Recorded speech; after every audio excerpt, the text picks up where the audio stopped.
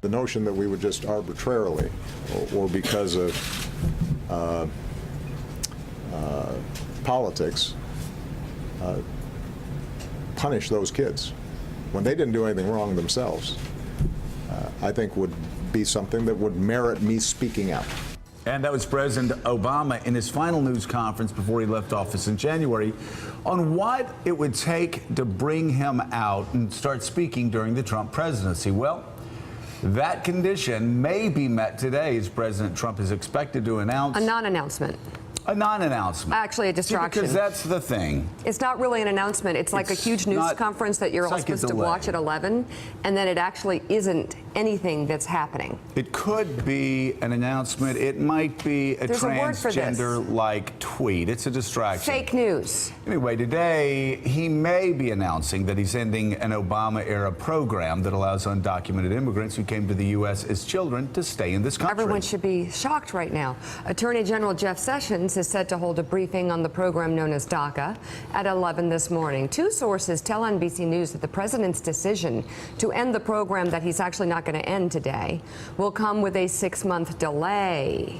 But they also stress, and this is very important. This is important. The decision is not final until it's announced. But I thought they were announcing it today. Well, but the base has already thought, hey, okay, he ended the DACA program. So this is just sort of messaging to the base, but it isn't actually that something that's happening. Hold on. Let's get some help from the table here. Yeah, let's look John Heilman, this would be like, let's say, for instance, your former campaign manager had his home raided at 6 a.m. in the morning, right?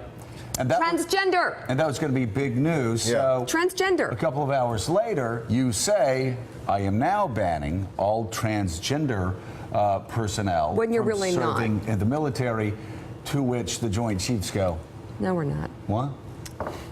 This is a little bit different than that, merely in the sense that this is actually something where his hand is being forced by reality. The transgender thing was came out of nowhere, right? Right. He's like, there were no pending court cases. He was not under any real pressure to do that. That was a pure distraction of the kind you're discussing. Right, a blurt. Today seems like, again, we don't know what Jeff Sessions is going to say. It is sort of extraordinary given the high profile of this issue, the level of controversy attending to it, how much pressure Trump's been under, his public wavering about the issue, that he's going to send Jeff Sessions out rather than speaking to it himself.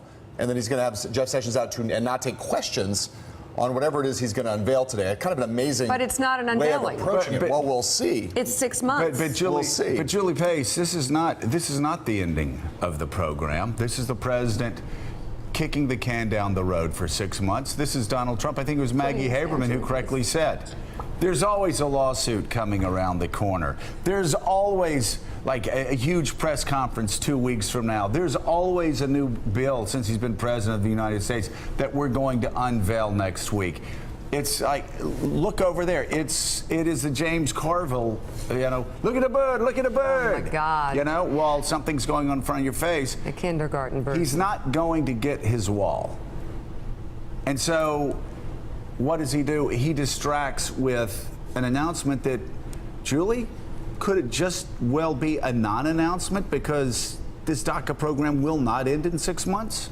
It certainly could be a non-announcement. It could be one of those announcements, if what we've been hearing over the weekend is right, where he basically says, I'm planning to end this, but only in 6 months and only if Congress doesn't act. I think the problem, though, just in terms of the practicality of the program, is that you're going to create this huge amount of uncertainty among these dreamers, this 800,000 dreamers who are around the country, who are working, who are in school, who are serving in the military. Do some of them choose to leave the country rather than wait to see what happens over the next 6 months? Do folks who have not enrolled in this program hold back from doing it because they don't want to give the government their personal information in case the program does end? So even if he doesn't really end DACA now or in 6 months, it is going to create a lot of uncertainty, and I think it's going to be pretty damaging for the country. It's the president participating once again in a form of bullying, making people feel incredibly uncomfortable by using his words that actually aren't backed up by reality, but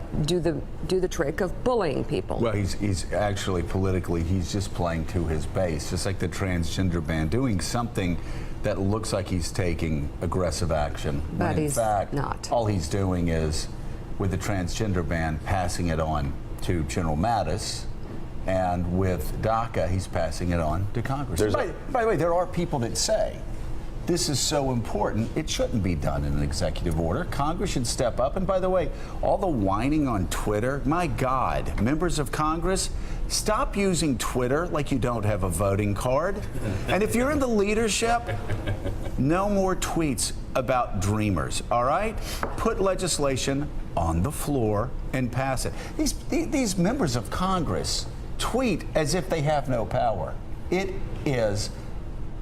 It's just, seriously, you know what? They need to go to the Wizard of Oz and get courage, because they have none right now. There's one other way. We've got a very powerful former member of Congress look at right him. here, Harold Ford. yes. He has courage. He is a man of courage. He's a man of courage. You're right. Gentleman from Tennessee. A lot of tweets, a lot of innuendos, a lot of senior House leadership sources tell us, let's see some legislation if they're serious Paul about Ryan it. is offended by Right, Paul that. Ryan, Mitch McConnell. We have seen people like James Lankford. Obviously, he's no progressive Democrat. He go out and say, we as Americans do not hold children legally accountable for the actions of their parents. A lot of Republicans, Harold, coming out and saying this is a bad idea, even with this 6-month caveat that means it may not actually happen.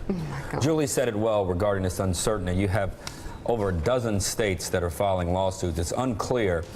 I guess if you are in the Trump administration, you're trying to craft this agreement or craft this statement in a way where you can avoid these states having standing to move forward. But the uncertainty certainly won't go away. I'll be curious to hear his comments. Second, with regard to the military, one of the more astonishing things after Charlottesville was that you had the leadership of all the branches of the military come forward and say, look, we accept and are thankful for all of the participation service of our service members. In a lot of ways, a direct rebuke of the president. Will be curious to see if they do something very similar on that front. Then you add the rest of the stuff, and I hope I get a chance to comment on North Korea, because I have a question from my dear pal Richard Haas here. But when you look at the debt ceiling, you look at the budget resolution, and you look at what's obviously occupied the minds and the labor of so many Americans, Hurricane Harvey, right. They now have to deal with that. And Joe and I both understand it creates some pressures and perhaps some opportunities for Congress to, number one, get around this threat that the president made, that if you don't support my wall, we won't move forward with the budget resolution. It may give the president an opportunity to save face, to move beyond that. And two, it may give a vehicle for some of these other things to be done. Small tax reform, small parts of the tax reform bill, obviously the debt ceiling and some sort of budget resolution or continuing resolution. So to be curious to see how they balance what clearly, I cannot remember, I'm only 47, but I don't remember when I was in Congress, a plate this big and this consequential returning from an August recess. Here's the good news. If you have people that actually know how to legislate, if you've got great That's leaders. a big if word. It's a big Word is if. big I if. think Mitch probably knows how to. I would agree with that. But if you have people that know how to legislate, sometimes the more things that are in your inbox give you more opportunities. I would agree. To spread out a large deal, a big deal, and give everybody something that they want, or at least give 218 House members something they want. Maybe Paul Ryan, and all the things that are in front of him, will say, yes, we'll give you this tax cut, but you're going to have to raise the debt ceiling. Yes, we're going to give you this tax cut, but you're going to have to pass DACA and make it permanent. So there are a lot of challenges, but and then Senator McCain is leading the reauthorization of the defense bill and is asking for a bigger number, which is likely he will get. I hope he gets as well. And what did the president spend the August recess doing, though, Joe? Attacking Republicans. The Republicans he's going to need to get all these things done that Harold just laid out. Well, and he and his family went to Houston and really reached out to people. It was nice of all of them to go. The president and the first lady did go to Houston, but Bob Corker, John McCain, Lindsey Graham, Mitch McConnell, it was an August recess spent by the president going after the very people he needs to get anything done. Well, you also had quite a few leaders of the Republican Party and significant public officials, and 60% of Americans, not me, not me, I just want to be very clear here, but just for the record, a Fox News poll and the head of the Foreign Relations Committee and several others questioning his stability. Not me. I did it a long time solid ago. as a rock. Whatever. No. Look at that. He's solid as a rock. But 60% of Americans. So this has been, John Heilman, if you want to pass legislation, this has been one of the most poorly used August recesses I could imagine for the president, because as Willie said, he has spent it declaring war on Bob Corker, screaming at him on the phone, Jeff Flake, I think there's McCain. screaming on the phone to the most powerful man in Washington, D.C., who would be Mitch McConnell, attacking John McCain, who is fighting a brain tumor. I could go on, but Well, I listen, really that's think not that's crazy. We only have I just 2 wanna hours say. and 2.5 hours left of the show, so we don't want to go That's on. That not list could unstable. take up the rest of That's the time. not unhinged. Yeah. No, look, this would have been a complicated, as Harold said, just if you think back to our recent memory, this would have been one of the most complicated, challenging periods for any president. If you were LBJ, if you were Richard Nixon, Right. and master legislative strategist from the White House, you would have had a really difficult thing to deal with here.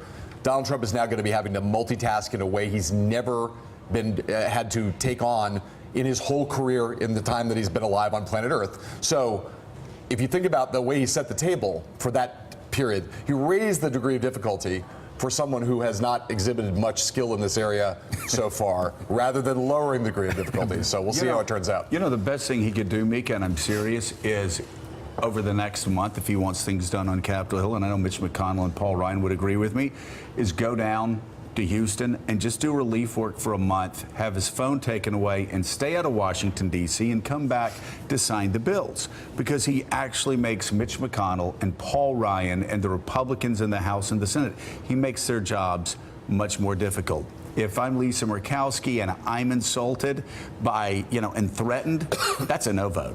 That's a no vote. You bring it back later, boys, but that's a no vote.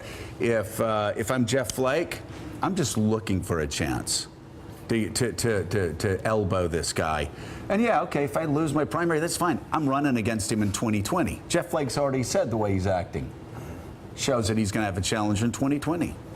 He needs to stay out of the way and let Mitch McConnell and Paul Ryan do their jobs. Still ahead on Morning Joe, the With president's Nancy Pelosi and, of course, Chuck Schumer's help. Thanks for checking out MSNBC on YouTube, and make sure you subscribe to stay up to date on the day's biggest stories. And you can click on any of the videos around us to watch more from Morning Joe and MSNBC. Thanks so much for watching.